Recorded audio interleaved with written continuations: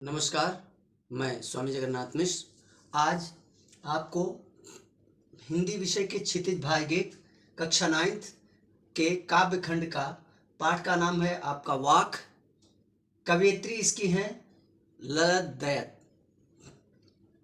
ललित दयात जी के विषय में बताते हुए आज आपको कुछ जो इनकी रचना वाक आई है, वाक का तात्पर्य क्या है, इसका नाम वाक क्यों रखा गया, ये भी बताएंगे। और इनकी जो कवियत्री हैं, जैसे हमारे यहाँ सूरदास जी, कबीरदास जी और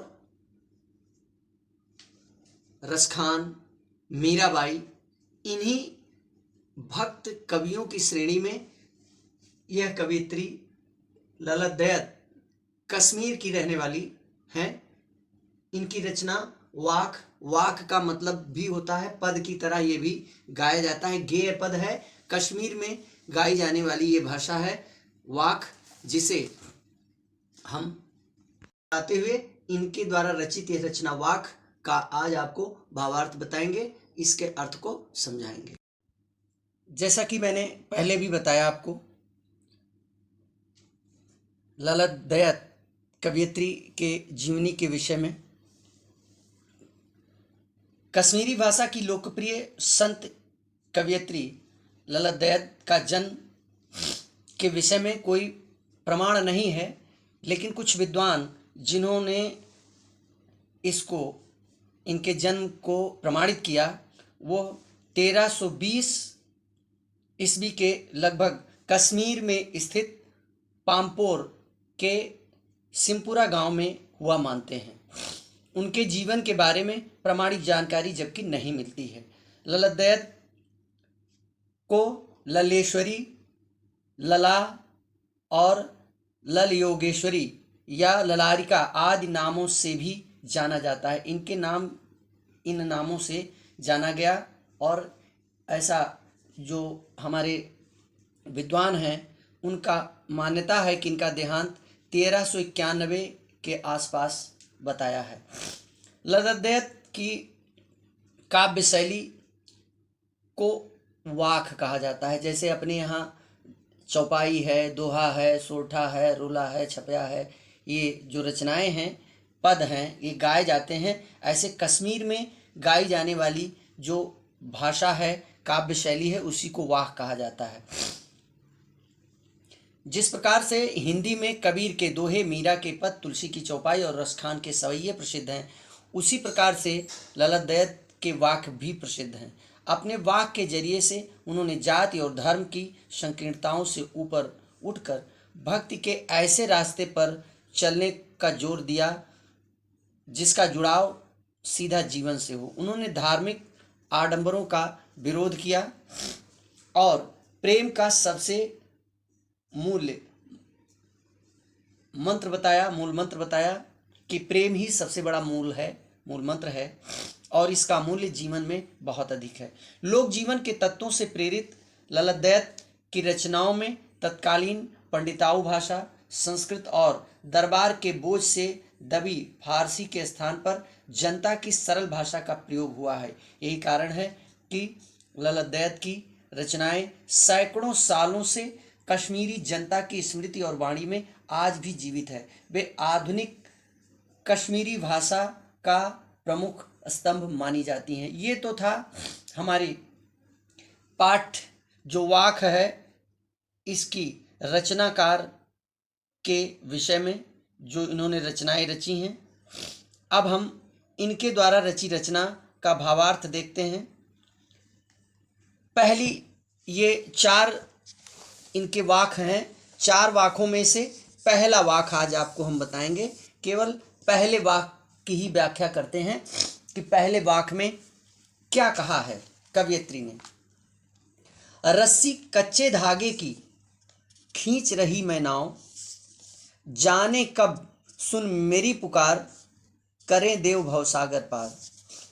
पानी टपके कच्चे सकोरे, व्यर्थ प्रयास हो रहे मेरे, जी में उठती रह रहे हुक, घर जाने की चाह है घेरे। इसमें पूरे इन 4 पंक्तियों के वाक में कवयित्री ने ईश्वर से मिलने की कामना, ईश्वर से मिलने के भाव को प्रस्तुत किया है कि किस प्रकार हमारा जीवन है, ये हमारा मन है, हमारा शरीर है, और हम प्रभु के सामने किस प्रकार से हैं। प्रस्तुत वाक्य में कवयित्री ललित दयात कहती हैं कि वे प्रभु से मिलने की आशा में अपनी जीवन रूपी नाव को अपनी सांसों रूपी कच्चे धागे की रस्सी से आगे बढ़ा रही है। रस्सी कच्चे धागे की, खींच रही मैं नाव। यहाँ पर जीवन की डोर को एक कच्चे धागे की तरह बताया, शरीर को नाव बताया, और सांसों को, जो हम प्रतिपल सांस लेते रहते हैं, जिससे हमारा जीवन चलता रहता है, उसको एक कच्चे धागे की तरह बताया कि जिस प्रकार से कच्चा धागा बहुत शीघ्रता से टूट जाता है, ठीक उसी प्रकार से यह जीवन भी है। जीवन भी एक कच्चे धागे की तरह होता है, कब टूट जाए कुछ पता नहीं। और यह शरीर उस नाव की भांति होती है, और उस नाव को, इस जीवन रूपी नाव को कवयित्री सांस रूपी कच्चे धागे से खींच रही है। कहने का भाव यह है कि उन्होंने अपने जीवन में ईश्वर से सच्ची भक्ति नहीं की, सारा जीवन यूं ही गंवा दिया, और अब आगे कहती हैं, जाने कब सुन मेरी पुकार, करें देव भवसागर पार।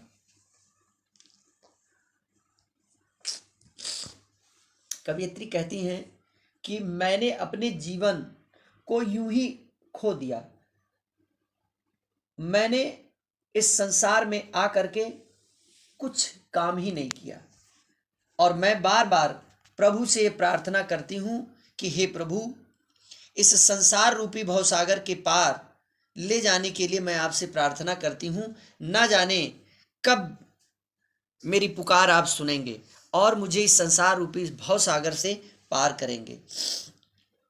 मुझे इस भवसागर से पार करने के लिए कब आप मुझे उस योग्य समझेंगे कि जिससे मैं इस संसार रूपी सागर से पार हो जाऊं। आगे कहती हैं कवयित्री कि पानी टपके कच्चे कच्चे सकोरे, व्यर्थ प्रयास हो रहे मेरे। जिस प्रकार से कच्ची मिट्टी के बने बर्तन में यदि पानी डाल दिया जाए तो पानी नीचे टपक करके गिर जाएगा, क्योंकि वो पका नहीं है। पके हुए बर्तन में ही केवल मिट्टी के पानी रुक पाता है। यदि घड़ा हो या कोई भी बर्तन हो मिट्टी का जो कच्चा हो, यदि उसमें पानी डाला जाएगा तो पहले तो बर्तन उस पानी को सोखेगा, और सोखने के बाद एक एक बूंद करके टपक जाएगा। ठीक उसी प्रकार से यह जीवन है कि जीवन एक घड़े की तरह है और कच्चे घड़े की तरह है। इसमें हमने जल तो भरा, भक्ति भाव बहुत भरी, लेकिन यह शरीर, यह मन कच्चा रह गया, और कच्चे रहने के कारण एक एक बूंद करके टपक गया। इसलिए जरूरी यह है कि पहले इस तन को, इस शरीर को पक्का किया जाए, नहीं तो व्यर्थ प्रयास हो रहे मेरे। तो जो ईश्वर को प्राप्त करने के लिए पूजा पाठ, वंदना, ध्यान, आराधना की जाती है, वो सब के सब व्यर्थ हो जाएंगे। इसलिए इस शरीर को सबसे पहले उस ईश्वर की प्रार्थना के योग्य बनाया जाए, इसे पक्का बनाया जाए, नहीं तो आपके द्वारा किया गया सारा प्रयास व्यर्थ हो जाएगा। और कवयित्री भी कहती हैं कि यह मेरा शरीर अभी कच्चा ही रह गया, जिससे अब तक मैंने जो प्रयास किया वो सब फेल हो गया, सब व्यर्थ गया। एक भी प्रयास मेरा सफल नहीं हुआ, क्योंकि उसके ऊपर से जो मैं प्रयास रूपी जल डाल रही थी, वो जो शरीर रूपी घड़ा है, कच्चा होने के कारण एक एक बूंद करके टपक कर गिर गया। और आगे कवयित्री कहती हैं कि जी में उठती रह रहे हूँ, ना घर जाने की चाह घेरे। कवयित्री कहती हैं कि मेरे मन में बार बार यह हुक उठ रही है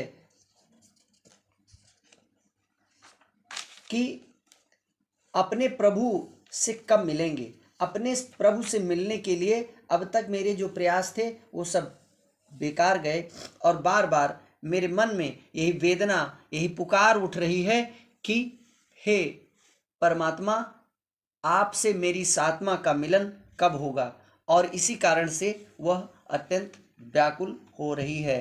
कवयित्री इस पाठ के द्वारा जीवन में किए गए सभी कार्यों का भी वर्णन करती है। कहती है कि जीवन में मैंने बहुत सारे कार्य किए, लेकिन आप तक पहुंचने का जो मार्ग है उसमें जो किया गया कार्य है वो शायद संपूर्णता को नहीं प्राप्त हो पाया, इसलिए मेरे द्वारा किए गए सारे प्रयास व्यर्थ हो गए, क्योंकि यह शरीर पक नहीं पाया। आपकी साधना, पूजा पाठ इन सबों में